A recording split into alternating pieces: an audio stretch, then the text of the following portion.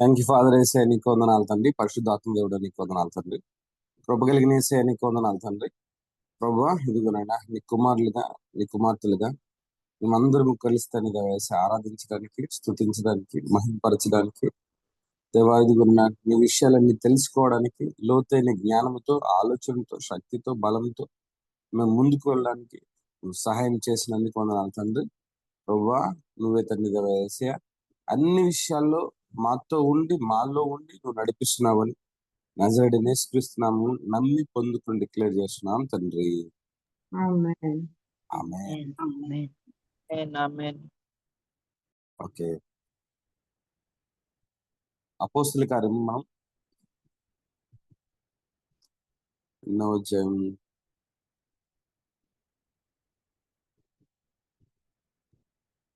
10, 11 మనం చూసాము. అపోస్తుల కార్యంలో 10వ అధ్యాయంలో 11వ అధ్యాయంలో 10వ అధ్యాయంలో కొర్నేలితో ఎలాగా ఓపెన్ విజన్ తో దేవుడు మాట్లాడాడు. 11వ అధ్యాయంలో 10వ అధ్యాయంలోనే పేతురుతో ఏ విధంగా దేవుడు మాట్లాడాడు అనేది మనం చూసాము విజన్స్ ద్వారా. సో దేవుడు విజన్స్ ద్వారా ఎందుకు మాట్లాడాలి? డైరెక్ట్ గానే మాట్లాడొచ్చు కదా. ఓకే, అసలు దేవుడు మనతో ఎలా మాట్లాడతాడు? డ్రీమ్స్ ఎందుకు, విజన్స్ ఎందుకు? ఈ విషయాల్ని మనం కొంచెం లోతుగా తెలుసుకుందాం. ఫస్ట్ దేవుడు మనతో మాట్లాడగలడు అన్న కాన్షియస్ కి ఫస్ట్ మనం రావాలి. దేవుడు మనతో కూడా మాట్లాడతాడు అన్న స్థితికి నువ్వు రాగలగాలి. దేవుడు నీతో కూడా మాట్లాడగలడు అనే ఆలోచనకి నువ్వు వచ్చిన రోజునే దేవుడు నీతో మాట్లాడతాడు. ఉదాహరణకి యోహాను రాసిన సువార్త 15వ అధ్యాయం 15వ వచనం ఒకసారి చూస్తే, యోహాను 15:15. యోహాను రాసిన సువార్త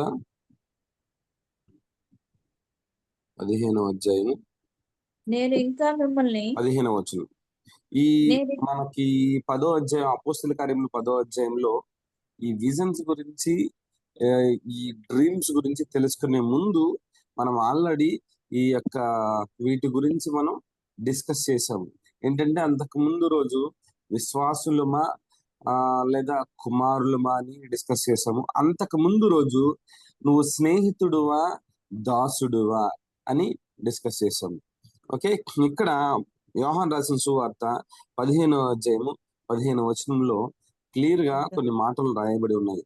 నేను ఇక మిమ్మల్ని దాసులు అని పిలవను.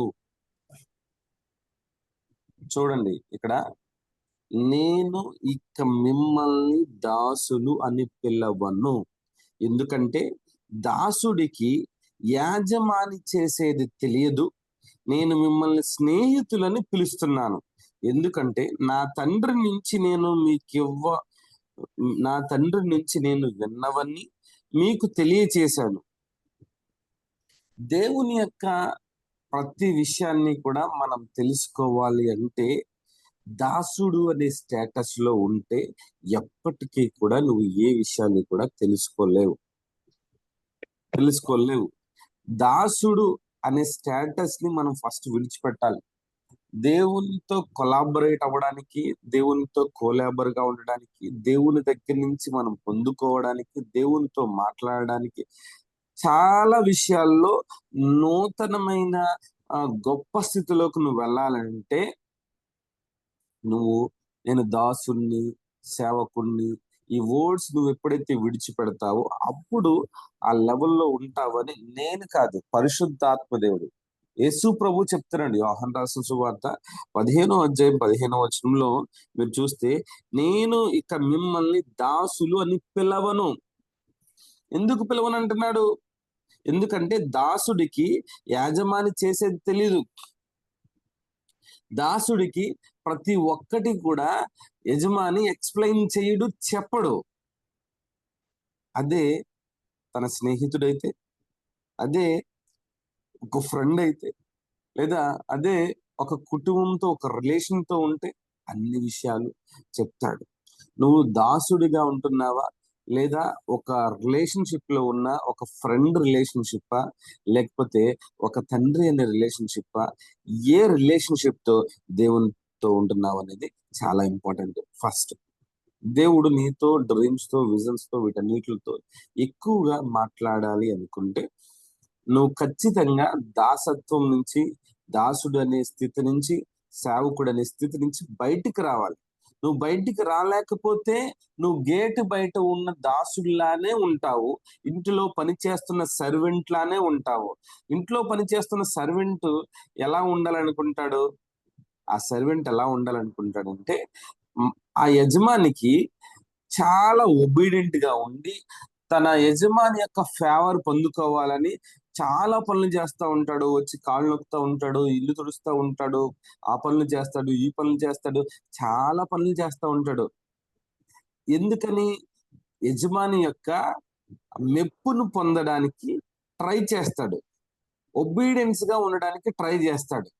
చాలా ఏదో ఒకటి చేసి ఆయన దగ్గర నేను గొప్పోడిని, నేను మంచోడిని, నేను మంచి దాసుడిని, మంచి సేవకుడిని అని ఆయన దగ్గర పిలిపించుకోవడానికి, ఆయన దగ్గర నుంచి ఫేవర్ పొందుకోవడానికి చాలా కష్టపడిపోతాడు. కానీ ఒక రిలేషన్షిప్ లో ఉన్న స్నేహితుడు గాని, కుమారుడు గాని అలా ఉండడు. స్నేహితుడు తన పైన ఫేవర్ చూపించాలని అలా అన్ని చెయ్యడు. అలాగే కుమారుడు కూడా నా తండ్రి నా పైన ప్రేమ చూపించాలని ఓవర్ యాక్షన్ చేసుకుంటా దాసుడు చేసే పనులు చేయడు. దాసుడు చేసే పనులు వేరు, కుమారుడు కుమార్తెలు చేసే పనులు వేరు, స్నేహితుడు చేసే పనులు వేరు. అసలు కంపారిజనే లేదు అసలు కొంచెం కూడా. అలాంటిది అన్ని విషయాలు దేవుడు దాసుడితో చెప్పగలడా? యోహాను రాసిన సువార్త 15:15 ఏమని చెప్తున్నానంటే, నేను అన్ని విషయాలు దాసులతో చెప్పలేను, నా సీక్రెట్స్ అన్ని చెప్పలేను. నా సీక్రెట్స్ చెప్పాలి అంటే అది నా పిల్లలైనా అయి ఉండాలి, నా స్నేహితులైనా అయి ఉండాలి. నా స్నేహితులతో గాని, నా పిల్లలతో గాని నేను నా యొక్క సీక్రెట్స్ ని షేర్ చేస్తానని చెప్పేసి దేవుడు మాట్లాడుతున్నాడు. దేవుడు ఇప్పుడు నీతో కళల ద్వారా గాని, దర్శనాల ద్వారా గాని, ప్రవచనాత్మకంగా ద్వారా గాని, లేకపోతే ఓపెన్ విజన్ ద్వారా గాని, డైరెక్ట్ గా గాని నీతో మాట్లాడాలి అంటే ఫస్ట్ నీలో ఉండకూడని విషయాలు ఏంటంటే ఈ దాసత్వం అనే ఆలోచనలు, ఈ సేవకుడు అనే ఆలోచనలు, ఆ ఆ ఆలోచనలు ఎప్పుడైతే నీలో నుంచి బయటికి పోతాయో, ఆ స్థితిలో నుంచి ఎప్పుడైతే బయటికి వస్తావో అప్పుడు పరిశుద్ధాత్మ దేవుడు, తండ్రి అయిన దేవుడు, కుమారుడైన దేవుడు నీతో కలిసి పని చేయడానికి ఇష్టపడతారు. నువ్వు పని చేయడం కాదు, నీతో కలిసి పని చేయడానికి ఇష్టపడతారు. మనము దేవుని యొక్క పిల్లలముగా, స్నేహితులుగా ఉంటే అప్పుడు మనకు వచ్చే డ్రీమ్స్ వేరుంటాయి, అప్పుడు మనకు వచ్చే విజన్స్ వేరే ఉంటాయి. వన్స్ మనం ఇలా దేవునిలో ఆయన స్నేహితులుగా, ఆయన యొక్క కుమారులుగా, ఆయన యొక్క కుమార్తెలుగా ఎదుగుతున్నప్పుడు మన ఐడెంటిటీ గ్రాడ్యువల్లీ చేంజ్ అవుతూ ఉంటది. అంటే అప్పటి వరకు నువ్వు దాసుడిగా ఉండి ఏమని ప్రార్థన చేస్తావు? ఎక్కడో ప్రభువా అని కొండల తట్టు కన్నులెత్తుకుంటూ ప్రార్థన చేస్తావు, లేదా ఎక్కడో ఉన్నాడేమో అని ప్రార్థన చేస్తావు. సో ఆయన్ని కన్విన్స్ చేయడానికి, ఆయన ప్రేమను పొందుకోవడానికి నీకు నువ్వుగా చాలా చేస్తూ ఉంటావు. నేను మంచిగానే ఉపవాసం చేయడంలో తప్పనట్లేదు, తప్పుగా అనుకోవద్దు. కానీ ఉపవాసం చేస్తూ ఉంటావు, ఆయన మెప్పు పొందుకోవడానికి నీ తిప్పలు చాలా పడతా ఉంటావు. ఇప్పుడు దాసుడిగా ఉన్నప్పుడు, నువ్వు కుమారుడిగా ఉన్నప్పుడు, స్నేహితుడిగా ఉన్నప్పుడు నీ స్నేహితుడిని, నీ యొక్క తండ్రిని మెప్పించాల్సిన అవసరం లేదు. కేవలం అది ఒక రిలేషన్షిప్. ఆ రిలేషన్షిప్ లో ఇద్దరు కూడా చాలా విషయాలు షేర్ చేసుకుంటా ఉంటారు, చాలా విషయాలు మాట్లాడుకుంటా ఉంటారు. గ్రాడ్యువల్ గా మనం మంచి ఒక సామెత ఉంటది, నువ్వు నీ స్నేహితులను బట్టి నీ క్యారెక్టర్ చెప్పొచ్చు అని చెప్పేసి. నువ్వు ఎప్పుడైతే దేవునితో స్నేహం అనే ఆ రిలేషన్షిప్ ని నువ్వు మెయింటైన్ చేయగలిగితే, యాజ్ యూజువల్ గా ఆయనకున్న క్యారెక్టర్స్ అన్ని నీలో ఉంటాయి. ఆయన ఎలా మాట్లాడుతూ ఉంటాడు, నువ్వు అలా మాట్లాడుతూ ఉంటావు. ఆయన ఎలా ఆలోచిస్తూ ఉంటాడు, నువ్వు అలా ఆలోచిస్తూ ఉంటావు. ఆయన ఎలా డీల్ చేస్తూ ఉంటాడు, నువ్వు అలా డీల్ చేస్తూ ఉంటావు. ఉదాహరణకి అనారోగ్యంతో ఉన్న వాళ్ళని నువ్వు దాసుడిగా ఉన్నప్పుడు ఏ విధంగా ప్రార్థన చేస్తావంటే, ప్రభువా నీ చిత్తం అయితే ఈ అనారోగ్యాన్ని తగ్గించు ప్రభువా అని ప్రార్థన చేస్తావు. అదే స్నేహితుడిగా గాని కుమారుడిగా ఉన్నప్పుడు నువ్వు ఎలా ప్రార్థన చేస్తావంటే, నజరేయుడైన యేసుక్రీస్తు నామమున ఈ అనారోగ్యం బయటికి పోవును గాక అని నువ్వు ప్రార్థన చేస్తావు. కానీ దాసుడిగా ఉన్నప్పుడు నువ్వు ఎలా బ్రతిమలాడుకుంటున్నావు, ఒక ఫేవర్ చూపించు, నువ్వు ఒక ఫేవర్ చూపించు, ప్రభువా నీ కృప చూపించు, నీ చిత్తమైతే అనారోగ్యాన్ని తీసివేయి ప్రభువా అని దాసుడుగా నువ్వు మాట్లాడుతున్నావు. ఆయన చిత్తము కాదా అనారోగ్యం తీసివేయడం? ఆయన భూమి మీద ఉన్నప్పుడు కూడా ఏ ఒక్కరిని కూడా అనారోగ్యంతో విడిచిపెట్టలేదు. ప్రతి ఒక్కరికి కూడా ఆరోగ్యం ఇచ్చాడు. ఆయన సిలువలో శరీరం పైన దెబ్బలు తిన్నాడు. ఎందుకంటే ఆయన దెబ్బలు తినడం వల్ల ప్రతి ఒక్కరికి కూడా ఆరోగ్యం కలగాలని. అందుకే 1 Petrus 2:24 మనం చూస్తాం, ఆయన పొందిన గాయముల వల్ల మనకి సంపూర్ణమైన ఆరోగ్యం కలిగింది అని. తర్వాత మనము కుమారులుగా కుమార్తెలుగా స్నేహితులుగా ఉంటున్నప్పుడు ఆ దాసుడు అనే క్యారెక్టర్ ని మనం విడిచిపెట్టినప్పుడు ఆయనలో ఉన్న క్యారెక్టర్స్ మనకు అలవాటు అవుతూ ఉంటాయి. ఆయన స్టైల్ మనకు అలవాటు అవుతూ ఉంటుంది. ఆయన మెల్లమెల్లగా ఆయన ఐడెంటిటీకి మన ఐడెంటిటీ మ్యాచ్ అయిపోతూ ఉంటుంది. అంటే మన ఐడెంటిటీ మారిపోతుంది. ఇప్పుడు వరకు చిన్నప్పటి నుంచి నువ్వు ఒక ఐడెంటిటీతో బ్రతికావు. చాలా చాలా ఐడెంటిటీలు నువ్వు దేవుడు పెట్టిన ఐడెంటిటీలను పక్కన పెట్టి వేరే ఐడెంటిటీలతో నువ్వు బ్రతుకుతున్నావు. ఐడెంటిటీ అంటే ఏమి కాదండి. చిన్నప్పుడు స్కూల్కి వెళ్తున్నప్పుడు మంచిగా చదివేవాడిని మంచిగా చదువుతాడు రా అని ఒక ఐడెంటిటీ వాళ్ళే ఇచ్చేస్తారు. మన ఇంట్లో చాలా మంచిగా ఉండేవాడు స్కూల్కి వెళ్ళిన తర్వాత చదవకపోతే ఆ టీచర్ వాడికి ఒక ఐడెంటిటీ ఇస్తుంది, వీడు బాగా చదవడు, వీడు బొద్దు అని. లైఫ్ లాంగ్ ఆ ఐడెంటిటీ వాడికి ఉండిపోతుంది.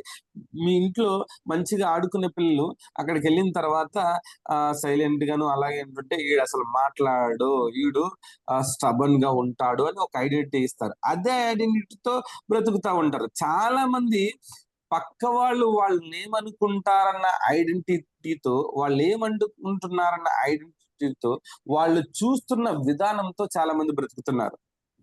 యేసు ప్రభు నిన్ను చూస్తున్న ఐడెంటిటీతో నువ్వు ఉండలేకపోతున్నావు. ఎప్పుడైతే దేవునితో నువ్వు స్నేహం చేస్తావో, దేవునితో ఒక రిలేషన్షిప్ అనేది మెయింటైన్ చేస్తావో, ఒక కుమారుడిగా కుమార్తెగా, అప్పుడు నీ ఐడెంటిటీ కూడా మారుతుంది. నువ్వు ఆలోచించే విధానం మారుతుంది. అప్పుడు వరకు నాకు అన్ని అనారోగ్యాలే వస్తున్నాయి, రెగ్యులర్ గా నాకు అనారోగ్యం వస్తుంది అనే నీ ఆలోచన నుంచి ఎప్పుడైతే దేవుని యొక్క కుమారుడు, దేవుని యొక్క స్నేహితుడు అనే ఆ ఆలోచనతో నువ్వు ఉంటావో, నెక్స్ట్ నీ లోపల ఉన్న అనారోగ్యాన్ని కూడా బయటికి వెళ్ళిపోయి నేను దేవుని పోలికలో దేవుని స్వరూపంలో ఉన్నాను అనే ఆలోచన నీకు ఎప్పుడైతే వస్తూ ఉంటుందో, వెంటనే నీ లోపల ఉన్న అనారోగ్యానికి అర్థమవుతుంది, అవును ఇతను దేవుని పోలికలోనే, ఈమె దేవుని స్వరూపంలోనే ఉన్నది, సో నేను ఇక్కడ ఉండడానికి ఛాన్స్ లేదు, దేవుని యొక్క శరీరంలో అనారోగ్యం ఉండడానికి ఛాన్స్ లేదు కదా అని అనారోగ్యం నిన్ను విడిచిపెట్టి వెళ్ళిపోతుంది. నీలో ఉన్న దేవుని యొక్క క్వాలిటీస్ పెరుగుతూ ఉంటాయి, నీ ఐడెంటిటీ పెరుగుతూ ఉంటుంది, అలాగే నీ ఆలోచన విధానం పెరుగుతూ ఉంటుంది, నువ్వు ప్రార్థన చేసే విధానం పెరుగుతూ ఉంటుంది, బైబిల్ చదివే విధానం పెరుగుతూ ఉంటుంది. న్యాచురల్ గా నువ్వు నీ యొక్క లైఫ్ అంతా కూడా ట్రాన్స్ఫర్మేషన్ అవుతూ ఉంటుంది, చేంజ్ అయిపోతూ ఉంటుంది, రాడికల్ గా చేంజ్ అయిపోతూ ఉంటుంది.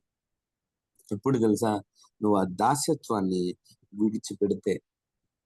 ఒక ఎగ్జాంపుల్ ఉదాహరణ ఏంటంటే, మార్త మరియా అని ఇద్దరు ఉన్నారు. లూకా రాసిన సువార్త 10వ అధ్యాయం 38-42 మనకి ఇది స్టోరీ ఉంటది. మార్త మరియా. మార్త ఏం చేసిందంటే ఒక లేబర్ లాగా ఒక దాసుడు లాగా, ఒక సర్వెంట్ లాగా అక్కడికి వచ్చిన వాళ్ళని యాక్చువల్గా యేసు ప్రభుని ఇంప్రెస్ చేయాలని, అలాగే వంటలతో తన సర్వీస్ తో ఇంప్రెస్ చేయాలని వెళ్ళి చాలా కష్టపడిపోతూ అక్కడ కుక్ చేసుకుని రైస్ అదన్నీ తినడానికి అన్ని ప్రిపేర్ చేస్తూ ఉంటే మేరీ వచ్చి ఒక ఫ్రెండ్ లాగా ఆయన దగ్గర కూర్చుంది. ఇక్కడ 2 క్యారెక్టర్లు, మేరీ తెలుసు, మార్త తెలుసు. మార్త సర్వెంట్ లాగా దేవుని ప్రేమని పొందుకోవాలని చూస్తుంది. మేరీ ఫ్రెండ్ లాగా, కుమార్తె లాగా ఆయన దగ్గరే కూర్చుంది. సర్వెంట్ లాగా అన్ని చేసి ఆ మెప్పు ద్వారా పొందుకోవాలని, తను చేసిన ద్వారా దేవుని దగ్గర నుంచి ఫేవర్ పొందుకోవాలని మార్త అనుకుంటే, మేరీ వచ్చి దేవునితో కలిసి ఆ మాటలు విని ఆ రంలోకి వెళ్ళి ఆయన దగ్గర నుంచి ఉచితంగా ఆ కృపను పొందుకోవాలని ఒక ఫ్రెండ్ లాగా, ఒక కుమార్తె లాగా ఆలోచించింది. అక్కడ కూడా దేవుడు ఏం చెప్తాడంటే, అంత కష్టపడిపోయి వచ్చిన మార్తనే తిడతాడు తప్ప, తిట్టడం అంటే ఇలా కాదమ్మా నువ్వు ఉండాల్సింది, మేరీలానే ఉండాలి, నా దగ్గరకు వచ్చి నాతో పాటు కలిసి ఉండి నా విషయాలన్నీ తెలుసుకుని నా లెవెల్లో ఆలోచించాలి అని దేవుడు అక్కడ వాళ్ళిద్దరి విషయంలో కూడా తెలియపరిచాడు. ఇంకొక ఎగ్జాంపుల్ ఏంటంటే, మనం మోషే విషయంలో ఒకసారి ఆలోచిస్తే, మోషే చాలా పర్ఫెక్ట్ ఎగ్జాంపుల్. ఎందుకంటే ఒకప్పుడు మోషే దాసుడిగా ఉన్నప్పుడు చాలా ఆలోచనలతో నేనే చేయగలను అనే ఉద్దేశంతో ఉండి ఒక వ్యక్తిని ఐగుప్తిని చంపేస్తాడు కూడా. ఎందుకని? ఇజ్రాయేలీలందరూ శ్రమ పడుతుంటే ఆ శ్రమను ఒకతను హెచ్చించి ఒకటిని ఇజ్రాయేలీలో ఉన్న వ్యక్తిని ఐగుప్తు వ్యక్తి కొట్టినప్పుడు అతని నుంచి కాపాడడానికి ఐగుప్తిని కొట్టినప్పుడు అతను చనిపోతాడు. సో దాంతో భయం వేసి పారిపోతాడు. అయితే 40+40 80 years దాటిన తర్వాత మోజెస్ ని దేవుడు తీసుకొస్తాడు. తీసుకొచ్చిన తర్వాత మోసే క్యారెక్టర్ అంతా కూడా మారిపోయింది. మోజెస్ యొక్క క్యారెక్టర్స్, మోజెస్ యొక్క ఐడెంటిటీ అంతా కూడా మారిపోయింది. ఎలానంటే చివరికి దేవుని యొక్క మనసు మార్చుకునే విధంగా కూడా మోషే మాట్లాడతాడు. ఇజ్రాయేలీయులు మిస్టేక్ చేసి చంపేస్తానంటే, ప్రభువా నువ్వు ఇజ్రాయేలీయుల్ని చంపేస్తే ఐగుప్తులోనే చంపేయాలి, ఇక్కడికి తీసుకొచ్చి చంపావు అన్న చెడ్డ పేరు నీకు వస్తుంది, ఇక్కడ వీళ్ళని చంపొద్దు, వీళ్ళని మారుద్దాము అని ఆలోచన, దేవుడు ఇచ్చిన ఆలోచనని కూడా, దేవుడు ఒక ఆలోచన చెప్తే, ఒక డైరెక్షన్ ఇస్తే ఆ డైరెక్షన్ కూడా మార్చగలిగే సామర్థ్యంలోకి మోషే ఉన్నాడు. ఒకసారి ఆలోచించండి. నువ్వేమో దేవుడు నీతో మాట్లాడాలని నువ్వు ఆశపడుతున్నావు, దేవుడు నీతో డిస్కస్ చేయాలని ఆశపడుతున్నావు. చాలా తేడా ఉంది. దేవుని దగ్గర నుంచి కనీసం ఒక మాటన్నా వింటే బాగుండు అని నువ్వు ఆలోచిస్తుంటే, తండ్రి ఏమో నీతో పాటు డిస్కస్ చేసి డెసిషన్ తీసుకోవాలని ఆశపడుతున్నాడు. ఇక్కడ మోషే కూడా అక్కడ దేవునితో ఏం చేశాడంటే, ఒక ఫ్రెండ్ లా ట్రీట్ చేసి ఇజ్రాయేలీని చంపొద్దు, ఇన్ కేసు నువ్వు అలా చంపాలనుకుంటే నా రిలేషన్షిప్ కట్ చేసేయి అన్నాడు. అంతే, అంతలా మాట్లాడు, నీ జీవ గ్రంథంలో నుంచి నా పేరు తీసేయి అని దేవునితో కలిసి పని చేశాడు మోషే. నువ్వు దేవునితో కలిసి పని చేయాలంటే నీ దాస్యత్వాన్ని పూర్తిగా విడిచిపెట్టాలి. ఇంకా ఈ యోహాను రాసిన సువార్త నిజంగా అది దేవుని యొక్క ప్రేమని పొందుకున్న వ్యక్తి, ప్రేమతో చూస్తున్న వ్యక్తి రాసిన బుక్. చాలా ప్రేమ అనేది చాలా ఎక్కువగా ఈ యోహాను రాసిన సువార్తలో కనిపిస్తూ ఉంటది. ఈ 15th చాప్టర్ లో చాలా ఎక్కువగా కనిపిస్తుంది. ఇదే 15th చాప్టర్ 7th verse లో మనం చూస్తే ఒకసారి యోహాను రాసిన సువార్త 15వ అధ్యాయము 7వ వచనం. 7వ వచనంలో ఏమని ఉంటదంటే, మీరు నాలో, నా మాటలు మీలో ఉంటే ఎలాంటి కోరికనైనా అడగండి, అది మీకు జరుగుతుంది, మీరు అధికంగా ఫలించి నా శిష్యులుగా ఉంటే నా తండ్రికి మహిమ కలుగుతుంది. ఇక్కడ 7వ వచనం, మీరు నాలో, నా మాటలు మీలో. మనము ఆయనలో, ఆయన మాటలు మనలో. ఇలా ఎప్పుడైతే ఉంటుందో ఎలాంటి కోరికనైనా మనం అడుగుతాము. ఎలాంటి కోరికనైనా అడగండి అన్నాడు. నువ్వు ఎప్పుడు అడగగలవు? దేవుడు నీలో ఉన్నప్పుడు, నువ్వు ఆయనలో ఉన్నప్పుడు. ఇక్కడ దేవుడు చెప్తున్న మాట ఏంటంటే, నువ్వు నీకెంత కావాలో అంత మాత్రమే అడుగు అని చెప్పలేదు. నీకు 100 రూపాయలు కావాలంటే మహా అయితే 150 రూపాయలు అడుగు అని దేవుడు చెప్పలేదు. నీకు ఎంత కావాలో నువ్వేమైతే అడగాలనుకుంటున్నావో అదంతా అడగమని దేవుడు చెప్తున్నాడు. నువ్వెప్పుడు అడగలవు?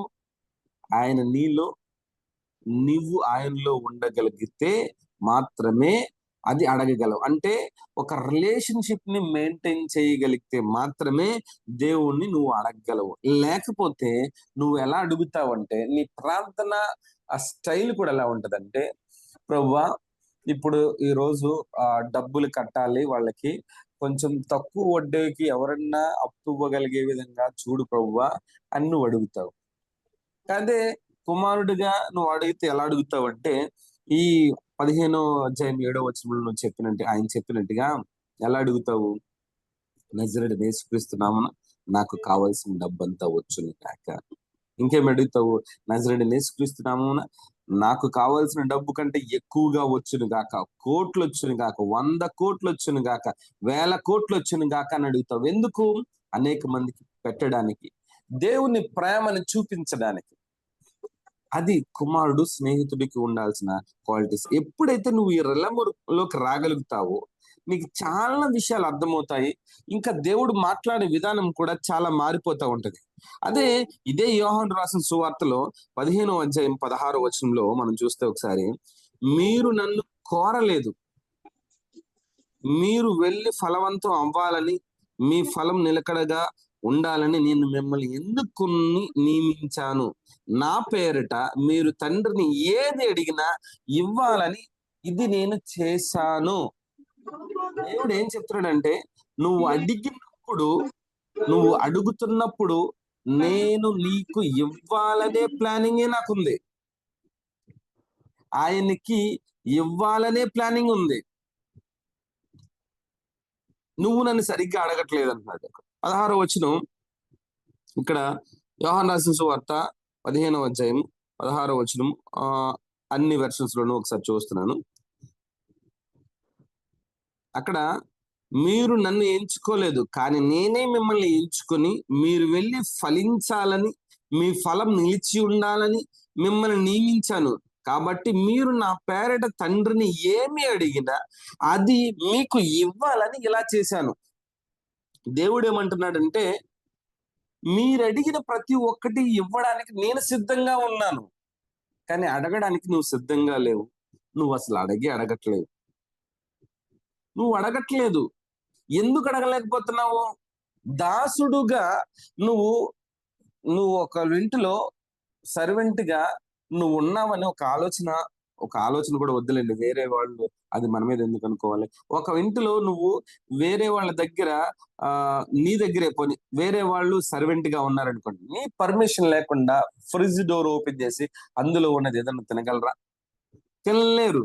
ఎందుకంటే ఏదన్నా వాళ్ళు తినాలన్నా, వాళ్ళ ఇంట్లో ఏదన్నా నీ దగ్గర నుంచి పొందుకోవాలన్నా నీకు ఫేవర్ గా మాట్లాడాలి, నీకు ఫేవర్ గా ఆలోచించాలి. నువ్వు చూస్తున్నప్పుడు ఆమె మంచిగా పని చేస్తుందని నీకు అనిపించేలా, అలా అనిపించినప్పుడే కదా నువ్వు వాళ్ళకి చేస్తావు. కానీ దేవుడు అలా చెప్పట్లేదు. ఇక్కడ యేసు ప్రభు అలా చెప్పట్లేదు. మీరు అడగట్లేదు, నేను మీరు అడిగితే ఇవ్వాలని నేను రెడీగా ఉన్నాను. ఎంత బాగా మాట్లాడుతున్నాను చూడండి ఒకసారి మళ్ళా. మీరు నన్ను ఎంచుకోలేదు, నేను మిమ్మల్ని ఎంచుకున్నాను. మీరు నన్ను సిలువ రక్తంతో కొనలేదు, నేను సిలువ రక్తంతో మిమ్మల్ని కొని, మిమ్మల్ని ఎంచుకొని మీరు ఫలించాలని. అక్కడ చూడండి 16వ వచనంలో, మీరు ఫలించాలని, ఆ ఫలం నిలిచి ఉండాలని, మీలో ఎల్లప్పుడూ ఆ ఫలం నిలిచి ఉండాలని. ఆదికాండము 1:27లో మీరు ఫలించి అభివృద్ధి పొంది విస్తరించాలనే దేవుడు మొట్టమొదట భూమి మీద మనుషుల్ని ఎంచుకొని అక్కడ పెట్టాడు. యేసు ప్రభువు కూడా మనం ఫలించాలనే చెప్తున్నాడు. ఆయన మనల్ని ఎంచుకున్నది ఫలించాలని, దిగజారిపోవాలని కాదు, అప్పుల్లో కూరుకుపోవాలని కాదు, బాధల్లో ఇరుకుల్లో ఇబ్బందుల్లో వెళ్ళిపోవాలని కాదు. తండ్రి అయిన దేవుడు చెప్తున్న మాటలు. కాబట్టి మీరు నా పేరట తండ్రి ఏమి అడిగినా అది మీకు ఇవ్వాలని, నాకు ఇవ్వాలి, ఆయనకి ఇవ్వాలనే ఉందంట. అసలు అడిగిన వాళ్ళు లేరు. బ్రదర్ మనం నిజంగా అడగట్లేదా అంటే, అదే యోహాను రాసిన సువార్త 14:14 ఒకసారి చూద్దాం. యోహాను రాసిన సువార్త 14వ అధ్యాయము 14వ వచనంలో 13వ వచనంలో ఏమని ఉండొచ్చు? 13 నుంచి చదువుతున్నాను చూడండి. మీరు నా పేరిట ఏమి అడిగినా అది నేను చేస్తాను, తద్వారా తండ్రికి తన కుమారునితో మహిమ కలుగుతుంది. మీరు నా పేరిట ఏమడిగినా అది నేను చేస్తాను, మీరు నన్ను ప్రేమిస్తే నా ఆజ్ఞల్ని పాటిస్తారు. దేవుడు అంటున్నాడు. యోహాను రాసిన సువార్త ఎంత గొప్పగా ఉంటుందో, చాలా మనకి సంతోషాన్ని కలిగిస్తుంది. ఒక రిలేషన్షిప్ అనేది యోహాను దేవునితో మెయింటైన్ చేశాడు కాబట్టి, ప్రియ స్నేహితుడిగా మెయింటైన్ చేశాడు కాబట్టి, ఆ ప్రేమనంతటిని కూడా యోహాను ఇక్కడ రాయడం జరుగుతుంది. ఇక్కడ 13వ వచనం చూడండి ఒకసారి. మీరు నా పేరిట ఏమడిగినా అది నేను చేస్తాను. బ్రదర్, ప్రార్థన ఇలా చేయొచ్చా, దేవుణ్ణి ఇలా అడగొచ్చా, ఇలా అడగకూడదా అనే ఆలోచన నీలో ఉంది అంటే నువ్వు ఇంకా దాసుడుగా మాత్రమే మిగిలిపోయావు అని అర్థం. నువ్వు దాసుడుగా మిగిలిపోతే నీకొచ్చే డ్రీమ్స్ కూడా చాలా చెత్త డ్రీమ్స్ వస్తాయి ఉంటాయి. నీకొచ్చే విజన్స్ కూడా చాలా చెత్త విజన్స్ వస్తా ఉంటాయి. అదే కుమారుడుగా గాని, స్నేహితుడిగా గాని నువ్వు ఉంటే నీతో అన్ని విషయాలు షేర్ చేసుకోవాలని ఆశపడతాడు దేవుడు. ఇంకొక సీక్రెట్ ఏంటంటే, నీ ఇంటిలో లాకర్లో ఉన్న మనీ గాని, గోల్డ్ గాని, లేకపోతే నీ ఏటీఎం పాస్వర్డ్స్ గాని నువ్వు నీ దగ్గర పనిచేస్తున్న సర్వెంట్స్ కి నువ్వు ఇస్తావా? ఇవ్వవు కదా. ఎవరికి ఇస్తావు? నీ ఏటీఎం పాస్వర్డ్ ఎవరికి చెప్తావు? నీ లాకర్ కీ ఎవరికి చెప్తావు? ఎవరికి ఇస్తావు? లేకపోతే ఇంటిలో వాల్యుబుల్ అనే విషయాలన్నింటినీ కూడా ఎవరితో నువ్వు షేర్ చేస్తావు? దాసుడితో షేర్ చేస్తావా? కుమారుడితో షేర్ చేస్తావా? స్నేహితుడితో పంచుకుంటావా? నీతో ఉన్న స్నేహితుడితో గాని, నీకిష్టమైన మంచి స్నేహితుడితో గాని, లేదా నీ యొక్క కుమార్తెలతో నువ్వు షేర్ చేసుకుంటావు తప్ప ఎన్నటికీ దాసులతో షేర్ చేసుకోవు.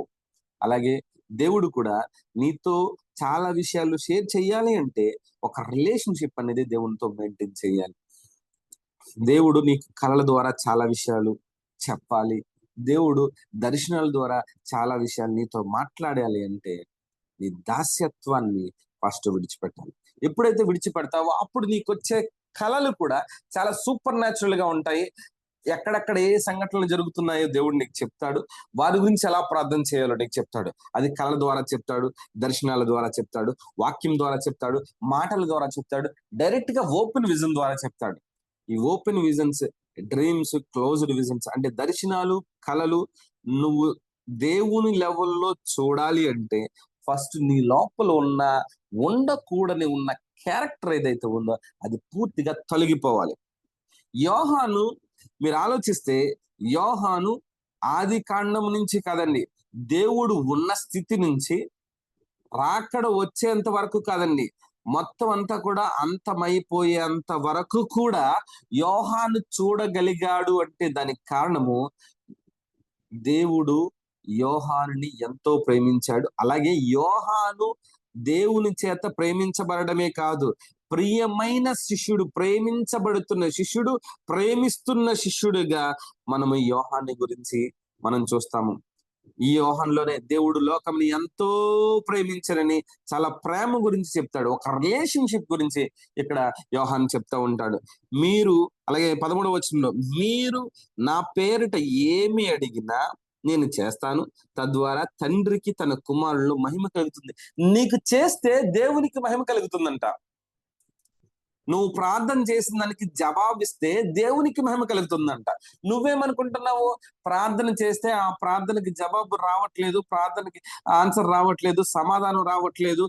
సమాధానం రావాలంటే ఎన్ని రోజులు ఉపవాసం ఉండాలి, లేకపోతే ఎలా చేయాలి, ఏ విధంగా మోకాళ్ళ మీద నడుచుకుంటూ వెళ్ళిపోవాలా, కొబ్బరికాయ నెత్తి మీద కొట్టాలా, లేకపోతే క్యాండిల్ చేతిలో పట్టుకోవాలా అని విపరీతమైన భక్తిని చూపిస్తున్నావు. కానీ ఒరిజినల్ గా నువ్వేం చెయ్యాలో చేయలేని స్థితిలో నువ్వు ఉండిపోయి ఆ దాసుడి యొక్క క్యారెక్టర్ లోనే ఆయన్ని మెప్పు పొందాలని నువ్వు చూస్తున్నావు. కానీ దేవుడేమో నీ మెప్పు పొందాలని చూస్తున్నాడు. నువ్వు అడిగిన ప్రతి ఒక్కటి నీకు ఇవ్వడం వల్ల తండ్రికి మహిమ కలుగుతుందంట. ఎంత గొప్ప వాక్యం, ఎంత గొప్ప మాట ఇక్కడ రాయబడింది. ఒకసారి చూడండి 13వ వచనం. మీరు నా పేరిట ఏమి అడిగినా అది నేను చేస్తాను. నిన్ను బట్టి కాదు. అక్కడ చేస్తానన్న తర్వాత తద్వారా అలా చేయడం ద్వారా తండ్రికి తన కుమారుడిలో మహిమ కలుగుతుంది. మనం అడిగిన ప్రేయర్ రిక్వెస్ట్ జరిగించడం ద్వారా దేవునికి మహిమ కలుగుతుందంట. అంటే నువ్వు ప్రార్థన చేయడం అనేది నీకు ఇంపార్టెంటో లేదో కానీ నువ్వు ప్రార్థన చేయడం అనేది దేవునికి చాలా అవసరం. ఎందుకంటే అలా నువ్వు ప్రార్థన చేయడం వల్ల కుమారుడిగా, కుమార్తెగా, స్నేహితుడిగా నువ్వు ప్రార్థన చేయడం వల్ల దేవునికి మహిమ కలుగుతుంది. అనేక మంది జీవితాలు బాగుపడుతున్నాయి. అందుకే మరలా రాయించారు చూడండి. 14వ వచనంలో ఒకసారి చెప్పాడు, 15వ వచనంలో చెప్పాడు, 16వ అధ్యాయంలో చెప్పాడు. మరలా చూడండి 14వ వచనంలో, మీరు నా పేరిట ఏమడిగినా అది నేను చేస్తాను. మీరు నన్ను ప్రేమిస్తే, అదొక్కటే ప్రేమ. ఎలా? నువ్వు స్నేహితుడిగా చూస్తున్నావా, లేకపోతే కుమారుడిగా, లేకపోతే ఏ విధంగా ఆయనతో ఒక రిలేషన్షిప్ లో ఉన్నావు? ఇదే యోహాను రాసిన సువార్త 16వ అధ్యాయం 22వ వచనం కూడా ఒకసారి చూద్దాం మనం. యోహాను రాసిన సువార్త 16వ అధ్యాయము 23వ వచనం అండి. 23వ వచనం. ఆ రోజున మీరు నన్ను ఏ ప్రశ్నలు అడగరు. Okay, next. నేను మీతో ఖచ్చితంగా చెబుతున్నాను, మీరు తండ్రిని ఏమడిగినా నా పేరిట అది మీకు ఇస్తాను. ఓకే, కాకపోతే ప్రతి క్రైస్తవులు చేస్తున్న మిస్టేక్స్ అనేది ఇక్కడ దేవుడు క్లియర్ గా రాయించాడు. 24వ వచనం ఒకసారి అందరూ చూడండి. ఇంతవరకు నా పేరిట మీరు ఏమి అడగలేదు. ఇప్పటి వరకు నువ్వు నన్ను ఏమీ అడగలేదు. ఏమీ అడగలేదు. ఆయన లెవెల్లో మనం ఏది అడగలేకపోతున్నామంట. ఏమి అడగలేకపోతున్నాము అంటే ఎలా ఉన్నారు వాళ్ళందరూ? కుమారులుగా, కుమార్తెలుగా ఉన్నారా? లేదా స్నేహితులుగా ఉన్నారా? దాసుడిగానే ఉండిపోయాడా? ఏమి అడగలేకపోతున్నావు. దేవుణ్ణి నువ్వు అడగలేకపోతున్నావు. దేవుణ్ణి ఒక 100 కోట్లు అడగలేకపోతున్నావు. దేవుణ్ణి పరలోకానికి నన్ను తీసుకెళ్లి పరలోకంలో ఉన్న విషయాలన్నీ చూపించు అని అడగలేకపోతున్నావు. ఈ గ్రంథము, యోహాను రాసిన ఈ గ్రంథాన్ని యోహాను వచ్చి నాకు ఎక్స్ప్లెయిన్ చెయ్యాలని నువ్వు అడగలేకపోతున్నావు. ఈ బైబిల్ చదువుతున్నప్పుడు నీకు అర్థం కానప్పుడు, ప్రభువా ఎవరైతే ఈ గ్రంథాన్ని రాశారో, ఎవరితోనైతే నువ్వు రాయించావో, ఎవరైతే ఆ టైంలో ఉన్నారో వాళ్ళనే వచ్చి నాకు ఎక్స్ప్లెయిన్ చేసేలా చెయ్యి ప్రభువా అని నువ్వు అడగలేకపోతున్నావు. లేకపోతే నీకు సమస్య వచ్చినప్పుడు, నీకు డబ్బులు సమస్య వచ్చినప్పుడు, అనారోగ్య సమస్య వచ్చినప్పుడు, లేకపోతే ఇబ్బందులు వచ్చినప్పుడు నీ దగ్గర దేవదూతల పని చేయాలని నువ్వు అడగలేకపోతున్నావు.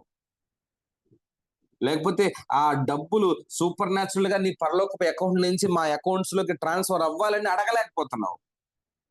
ఎందుకంటే కుమారుడుగా, స్నేహితుడిగా లేక ఇంకా దాసుడిగానే ఉండిపోతున్నావు. అదే దేవుడు చెప్తున్నాడు, ఇంతవరకు నా పేరిట మీరు ఏమీ అడగట్లేదు, అడగండి, అప్పుడు మీ ఆనందం సంపూర్తి అయ్యేలాగా మీరు పొందుతారు. Thank you Jesus. మీరు అడగండి, మీ ఆనందం సంపూర్తి అయ్యేలాగా. అంటే కంప్లీట్ గా నువ్వు అడిగిన దానికి సంతోషంతో, ఆనందంతో ఇస్తానని దేవుడు మాట్లాడుతున్నాడు. అంత గొప్పగా మాట్లాడుతున్నాడు. యేసయ్య నిన్ను ఒక ఫ్రెండ్ లానే చూస్తున్నాడు.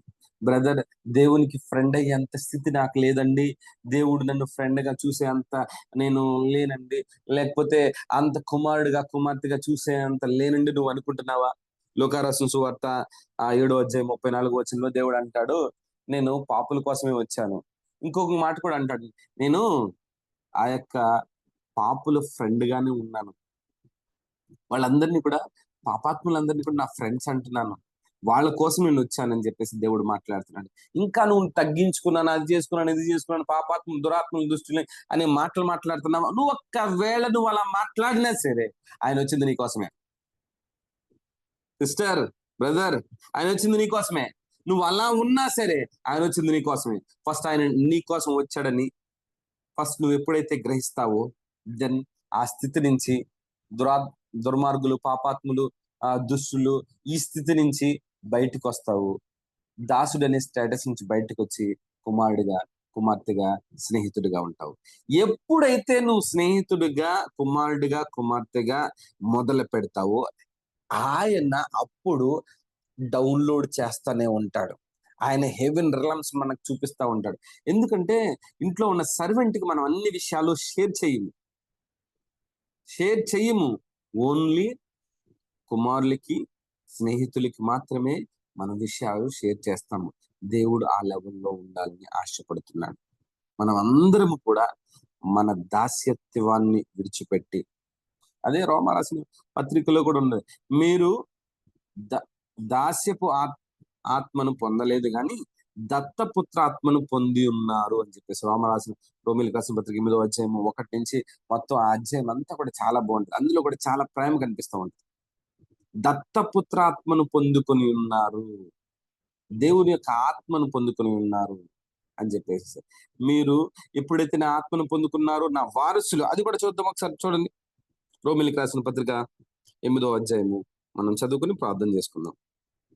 రోమిలికి రాసిన పత్రిక 8వ అధ్యాయము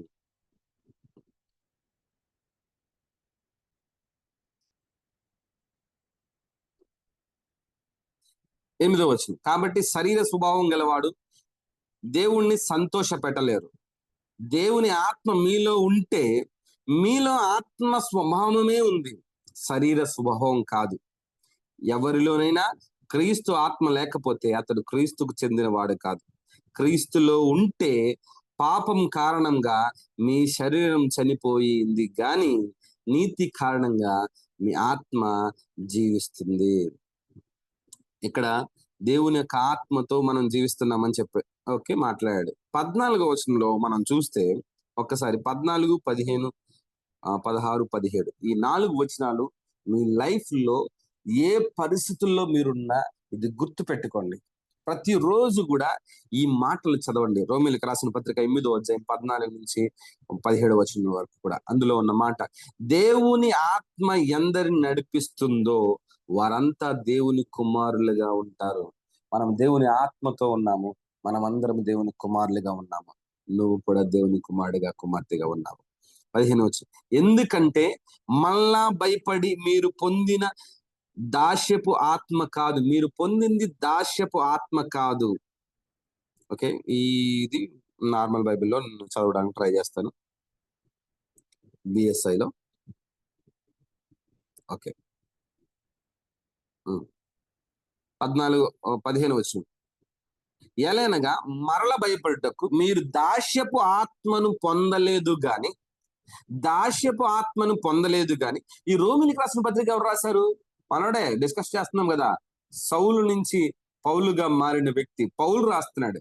పౌలు ధర్మశాస్త్రంలో పితామహుడు అని చెప్పాలి. ధర్మశాస్త్రానికి చాలా అడ్డుగా నిలబడిన, ధర్మశాస్త్రంలో ఏ పళ్ళు పోకూడదని చెప్పేసి దాన్ని కాపాడదామని నిలబడిన వ్యక్తి సౌలు. ఆ సౌలే ధర్మశాస్త్రాన్ని పక్కన పెట్టి ప్రేమని, కృపని ప్రకటిస్తున్నాడు. ఆ సౌలే రాసిన మాట. సో చూడండి, ఎలానగా మరల భయపడుటకు మీరు దాస్యపు ఆత్మను పొందలేదు గాని దత్తపుత్రాత్మను పొందితిరి. ఆ ఆత్మ కలిగిన వారమై మనము అబ్బా తండ్రి అని మొర్ర పెట్టుచున్నాము. ఈ రోజున యేసయ్య తండ్రి నాయన అని మనం మాట్లాడుతున్నామంటే దానికి కారణం ఏంటంటే దేవుడిచ్చిన ఈ స్వాతంత్ర్యము, దేవుడిచ్చిన ఈ యొక్క పరిశుద్ధాత్మ, దేవుడిచ్చిన ఈ యొక్క శక్తి. అదే చెప్తున్నాడు. దానివల్ల మాత్రమే మనము దేవుణ్ణి తండ్రి అని, స్నేహితుడని పిలవగలుగుతున్నాం. పాత నిబంధన గ్రంథంలో దేవుడు అని కొండల తట్టు కనులెత్తి మనం చూసేవాళ్ళము. యెరూషలేము గోడల వైపు చూసేవాళ్ళము. యెరూషలేము దేవాలయం వైపు మాత్రమే చూసేవాళ్ళము. నిజానికి యెరూషలేము దేవాలయం కట్టాలని దేవుని ప్లాన్ కాదు. దేవుని ప్లాన్ లో ఒక మందిరం కట్టాలని దేవుని ప్లాన్ కాదు. మీరు ఆ వచనం కూడా ఒకసారి ఇది అయిపోయిన తర్వాత ఆ వచనం చూద్దాం.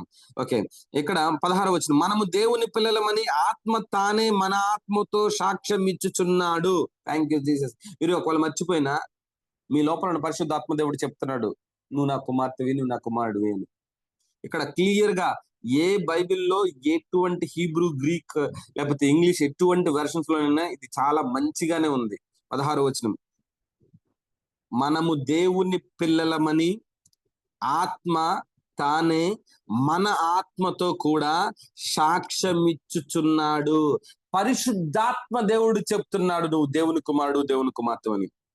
అలా మనం దేవుని కుమారులైతే 17వ వచనం, మనము పిల్లలమైతే వారసులము, అనగా దేవుని వారసులము, క్రీస్తుతో కూడా మహిమ పొందుటకు ఆయనతో శ్రమ పడిన ఎడల క్రీస్తుతోడి వారసులము. మనం శ్రమ పడాలని కాదు, ఆయనతో మనం శ్రమ పడిపోయాము, ఇప్పుడు వారసులము, కుమారులము, కుమార్తెలము అని చెప్పేసి దేవుడు చెప్పడం జరుగుతుంది. ఓకే, ఇక్కడ మనకి ఇప్పుడు చెప్పాను కదా, యెరూషలేము దేవాలయం కట్టడం అనేది కూడా దేవుడు ప్లానింగ్ లో కూడా లేదని చెప్పేసి. 1వ రాజులు 8వ అధ్యాయము, 1వ రాజులు, ఫస్ట్ కింగ్స్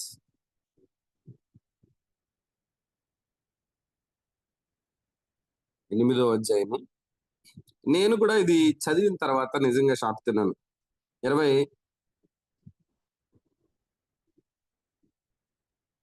రాజులు 8వ అధ్యాయం 15 నుంచి 17 వరకు నేను చదువుతాను. 15 నుంచి. ఓకే, నా తండ్రి అయిన దావీదునకు మాట ఇచ్చి దాన్ని నెరవేర్చిన ఇశ్రాయేలీల దేవుడని యెహోవాకు స్తోత్రం కలిగిండును గాక. దేవుడు మాట్లాడుతున్నాడు చూడండి, 16వ వచనం.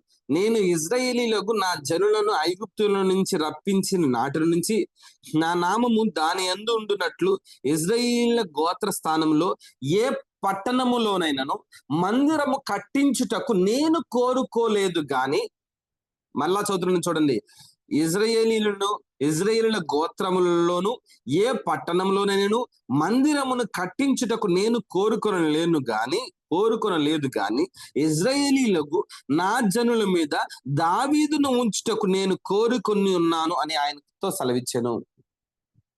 చూడండి, మందిరము కట్టాలని దేవుడు ప్లాన్ కాదు, నిన్ను నన్ను కట్టాలని దేవుని ప్లాన్.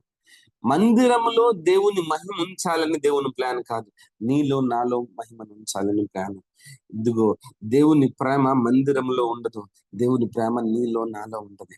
మందిరానికి వెళ్ళొద్దని చెప్పట్లేదు, సంఘానికి వెళ్ళొద్దని చెప్పట్లేదు, కానీ నీలో మొట్టమొదట దేవుని ప్రేమ, కుమారుడు అనే ఆలోచన ఎప్పుడైతే నీలో ఉంటుందో దేవుడు నీతో కలిసి పనిచేస్తాడు. నీతో కలిసి పని చేయడానికి నువ్వు రెడీగా ఉన్నావా లేదా అని నీకు అర్థమయ్యేలా చెప్పడం జరిగింది ఈ రోజున.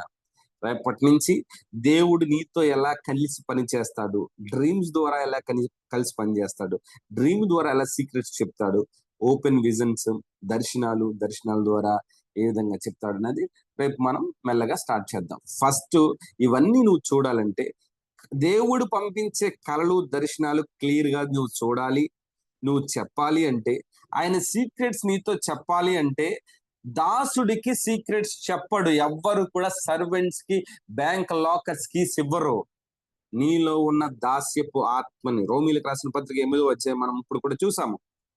దాస్యపు ఆత్మ లేదు మనకి, దత్తపుత్రాత్మ ఉంది. దత్తపుత్రాత్మ అంటే ఆయనతో కలిసి ఉండే ఆత్మని దేవుడు మనకి ఇచ్చాడు. కుమారులు, కుమార్తెలు అంటున్నాడు, స్నేహితుడు అంటున్నాడు.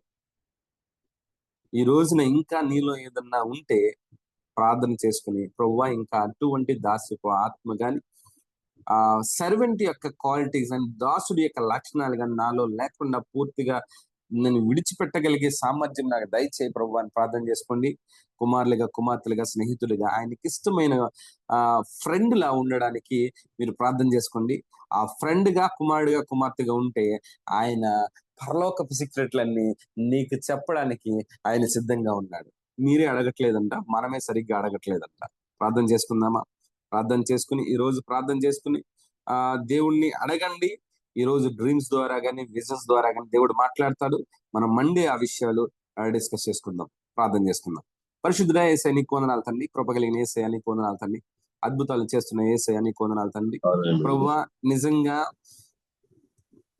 ఇంకా దాసులమనే ఆలోచనలతోనే చాలా మంది ఉండిపోయి నీ ప్రేమను పూర్తిగా పొందుకోలేకుండా, నిన్ను అడగడానికి కూడా దేవా ఇదిగోనన్నా ఇబ్బంది పడుతూ, అంత ఎక్కువ దేవుడిని అడగకూడదు, అంతగా అడగకూడదేమో, వడ్డీకి మాత్రమే డబ్బులు అడగాలేమో, నాకు పరలోకం నుంచి డబ్బులు అడగకూడదేమో అన్న ఆలోచనలతో చాలా మంది ఉన్నారు.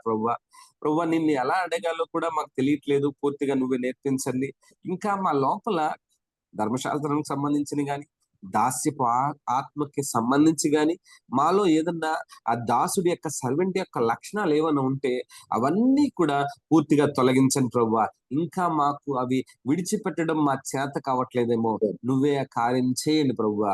చేసి నీ కుమారులుగా నీ కుమార్తెలుగా చేశారన్న విషయం మాకు అర్థమయ్యేలాగా నీ పరిశుద్ధాత్మ ద్వారా నువ్వు చెప్పి ప్రభువా మమ్మల్ని ముందుకు తీసుకెళ్ళి నీ సీక్రెట్స్ అన్ని వినగలిగే విధంగా, నీ సీక్రెట్స్ ని భూమి మీద మేము చెప్పగలిగే విధంగా, నీ యొక్క కుమారుడిగా కుమార్తెగా ఒక ఫ్రెండ్ గా బ్రతకగలిగే విధంగా మమ్మల్ని నువ్వు మారుస్తున్నావని, మార్చి ఉన్నావని, మార్చినందుకే నీకు వందనాలు చెల్లిస్తూ నజరేయుడైన యేసుక్రీస్తు నామమున పరలోకంలో నువ్వు కలిగిన సమస్తము నీ కుమారులుగా నీ కుమార్తెలుగా ఈ భూమి మీద మేమంతా కూడా పొందుకుని ఉన్నామని నమ్మి పొందుకుని డిక్లేర్ చేస్తున్నాం తండ్రి.